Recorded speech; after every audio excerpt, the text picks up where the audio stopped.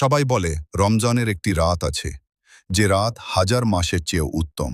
কিন্তু এক ছেলে সেই রাতেই ঘুমিয়ে পড়েছিল। এক লাভপুর গ্রামে এক যুবক থাকত। প্রতি বছর সে ভাবত, এবার শেষ দশকে মন দিয়ে ইবাদত করব। কিন্তু প্রতিটি রাতেই ক্লান্তি, মোবাইলের আসক্তি আর ঘুম তাকে হারিয়ে দিত। রমজানের ২৭তম রাতে সেও ঠিক ঘুমাতে যাচ্ছিল। ঠিক তখনই তার মা নরম কণ্ঠে বললেন, বাবা, যদি আজকের রাতটাই তোমার কিসমত বদলে দেয়। কথাটা তার হৃদয়ে গিয়ে লাগল। সে উঠে দাঁড়ালো, অজু করল, ২ রাকাত নামাজ আদায় করল, আর জীবনে প্রথমবারের মতো মন থেকে চোখ ভেজানো দোয়া করল। সে জানত না কোন রাতটি লাইলাতুল কদর, কিন্তু সে জানত আজ সে আল্লাহর সামনে দাঁড়িয়েছে সত্যিকারের নিয়ত নিয়ে। সেই রাতে হয়তো আকাশে কিছু বদলায়নি, কিন্তু বদলে গিয়েছিল তার অন্তর।